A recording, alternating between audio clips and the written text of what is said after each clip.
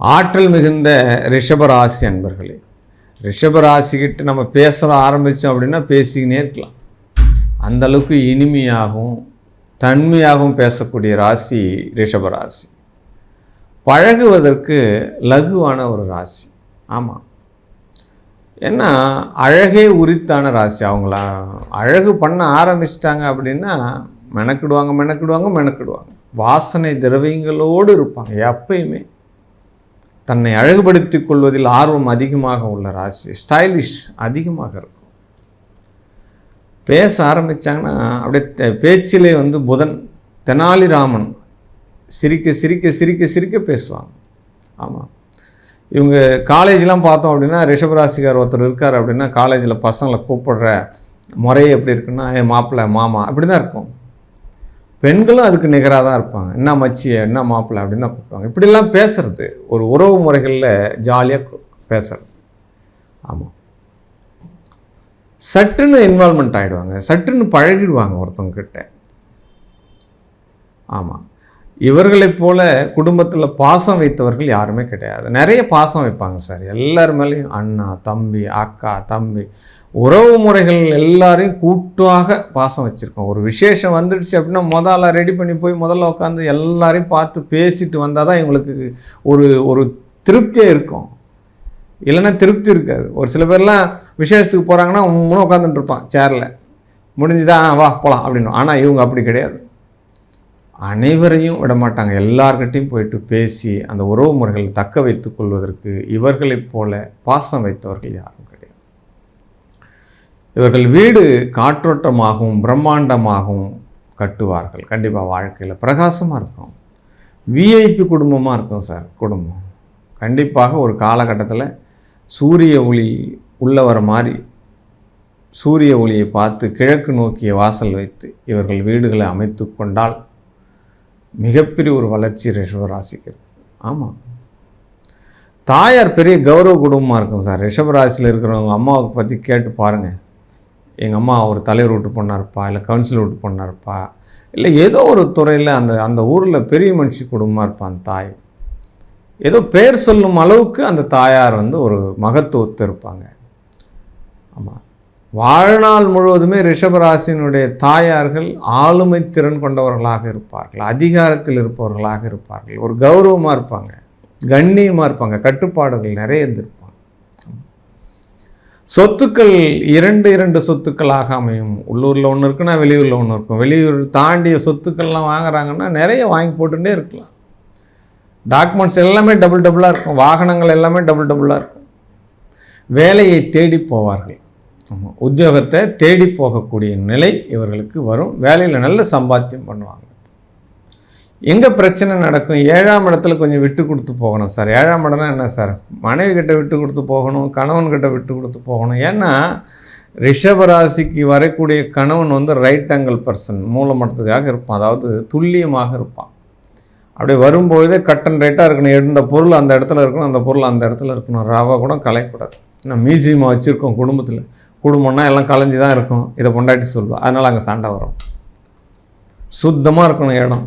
தூசு சின்ன தூசு பார்த்தாலே அவங்களுக்கு பிடிக்காது. அவ்வளோ சுத்தமாக இருக்கணும். அப்போ எப்படி பிரச்சனை இல்லாமல் இருக்குமா? இங்கெல்லாம் சங்கடம் வரும். ரொம்ப கட் அண்ட் ரைட் பேர் வழியாக இருப்பார். கணக்கு வழக்கு பேர் வழியாக இருப்பார். 50 பைசா 10 பைசா 20 பைசா இதுக்கெல்லாம் கணக்கு பார்த்துன்னு உட்காந்துருந்தா குடும்பத்தில் கணவன் மனைவிக்குள்ளே ரொம்ப வாய் தகராறு அது வாய்க்கா தகராறாக மாறி அது டைவர்ஸரிங் கூட போகிறதுக்கு சான்சஸ் உண்டு. ஆமாம், சின்ன பிரச்சனை தான், ஈகோ பிரச்சனை தான். விட்டு கொடுத்து போயிட்டாங்கன்னா ரொம்ப சூப்பராக ஆகிடும். ஆனால் விட்டு கொடுத்து போக மாட்டாங்க. இவங்களுக்கு இவங்க சலைச்சவங்க இல்லை, இவங்களுக்கு அவங்க சலைச்சவங்க இல்லை. இந்த மாதிரி தான் போகும். அந்த இடம் மட்டும்தான் மிஸ்டேக். ஆமாம், நண்பர்கள் எல்லாமே நல்ல ஒரு நண்பர்களாக அமைவார்கள். எவர்திங் நண்பர்கள் உங்களை தூக்கி விட்டுருவாங்க. உங்களுக்கு எந்த ஒரு கஷ்டம் வந்தாலும் அரவணைக்கக்கூடிய நண்பர்களாக இருப்பார்கள். ஆமாம், தொப்பை போடக்கூடாது சார். ரிஷபராசினருக்கு தொப்பை போட்டதுன்னா அதை குறைக்கிறது அவ்வளோ சட்டுன்னு முடியவே முடியாது. சான்ஸே கிடையாது. அதனால் ஆரம்ப காலத்தில் இருக்கக்கூடிய உடல் அமைப்புகளை கண்டினியூ பண்ணுறதுக்கு உண்டான நடைப்பயிற்சிகள், எக்ஸசைஸ் ஏதாவது ஒன்று பண்ணிட்டு இருக்கணும். ஆமாம், ஒரு 1/2 அன் ஹவர் உங்கள் உடம்புக்கு நீங்கள் பயிற்சி கொடுக்குறீங்க அப்படின்னா உடல் வாகு அமைவாக இருக்க போகுது. நல்லா தான் இருக்கும். உடல் வளர்த்தேன் உயிர் வளர்த்தேன் தான் திருமூலர் சொல்லியிருக்கார். அதுக்கேற்ற மாதிரி தான் ரிஷபராசி. ஏன்னா தொப்பை போட ஆரம்பிச்சிச்சுன்னா அதை குறைக்கவே முடியாது. வயிறு சார்ந்த ரோகம் வரும், அஜீரண கோளாறு வரும், குடல் சம்பந்தப்பட்ட நோய்கள் வரும், இதெல்லாம் வரும். இந்த மரத்தடி விநாயகரை வணங்குவது நல்லது. உங்கள் ஊரில் பக்கத்தில் மரத்தின் கீழ், அரச மரத்தின் கீழ் விநாயகர், வன்னி மரத்தின் கீழ் விநாயகர், மரத்தோடு விநாயகர் சிலை இருக்குதா, டெய்லி உங்களால் முடிஞ்சதை வணங்குங்க. ரிஷபராசியினுடைய தந்தை வழி கதையை கேட்டிங்கன்னா கதையாக சொல்லுவாங்க. எங்கள் அப்பா ரொம்ப பஞ்சத்தில் இருந்தார், ரொம்ப கஷ்டப்பட்டார், ₹1 கஷ்டப்பட்டார், ஒரு வேளை சோத்துக்கு கஷ்டப்பட்டார். இதெல்லாம் சொல்ல ஆரம்பிச்சிட்டாங்கன்னா நான் இந்த மாதிரி குடும்பத்திலேருந்து வந்தேன், படிப்படியாக முன்னேறினேன், ரொம்ப சிரமப்பட்டு தான் முன்னேற்றினார் எங்கள் அப்பா, இன்னை வரைக்கும் எங்கள் அப்பா உழைச்சிங்கிறாரு. இதை தான் சொல்லுவாங்க. ரிஷபராசியினுடைய தந்தை கடைசி வரைக்கும் தன்னுடைய காலில் வாழ வேண்டும் என்று நினைப்பார். அது மாற்ற முடியாது அந்த குணாதிசயத்தெலாம். மக்களோடு மக்களாக தொழில் புரியக்கூடிய வாய்ப்புகள், மக்கள் பணி, சமுதாய பணி, அரசியல் சார்ந்த பணி, இது எல்லாமே நெறிமுறையோடு வாழ்வார்கள் அப்படின்னு சொல்லலாம். நெறிமுறையோடு வாழ்வார்கள்.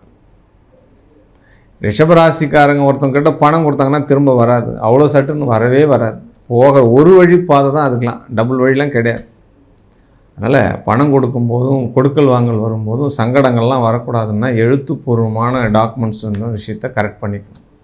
இது ரொம்ப ரொம்ப டிஸ்டர்ப் பண்ணும். உங்கள் ராசிக்கு உண்டான விஷயம் அதுதான். ஆமாம், அது பெரிய சட்ட சிக்கல் ஆகி போன பிறகு தான் அதுவும் கொஞ்சம் கொஞ்சமாக தான் வரும். இப்படி தான் வரும். அப்போ ஒரு குடும்பத்தில் யார் கையில் பணம் கொடுக்கல் வாங்கலுக்கு உண்டான தகுதி இருக்குதுன்னு பார்த்து அவங்கக்கிட்ட அந்த பணத்தை ரோலிங் பண்ணுறதுக்கு உண்டான சூழ்நிலையெல்லாம் நீங்கள் பார்க்கணும். பணம் வந்தால் பெருமளவு வரும், கடன் வந்தாலும் பெருமளவு வரும். 2 விஷயம் பார்க்கணும். பணம் வர ஆரம்பிச்சிச்சுன்னா அதுவும் பெரிய குரோர் கணக்கில் வர ஆரம்பிச்சிடும். கடன் வர ஆரம்பித்தாலும் அதுவும் குரோர் கணக்கில் வர ஆரம்பிச்சிடும். 2 பாயிண்டில் உங்களுக்கு நடக்கும்.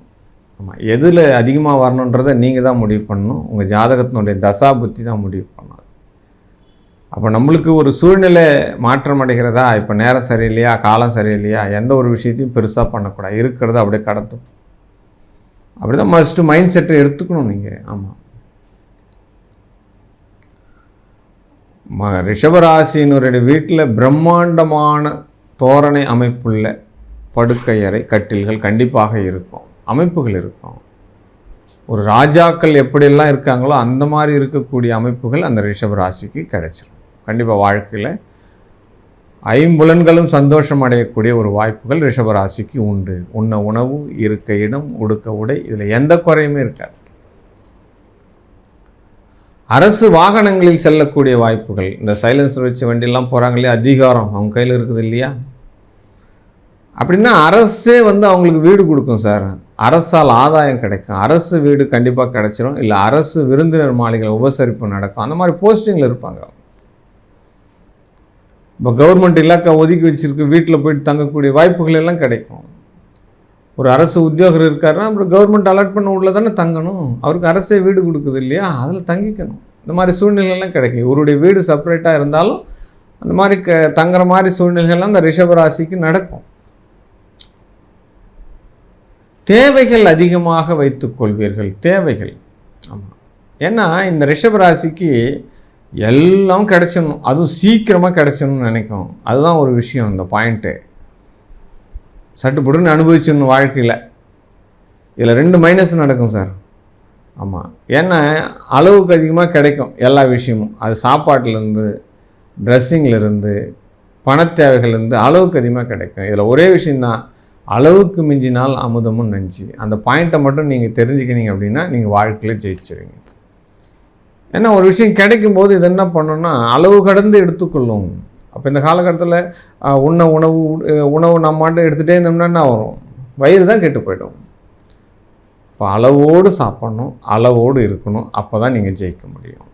ஆசைகளை கட்டுப்படுத்தி கொள்ளுங்கள், ஒரே பாயிண்ட்டு தான். ஏன்னா ரிஷபராசிக்கு ஒரு 40 வயசுக்குள்ளே எவ்ரிதிங் எல்லாம் நடக்கும்.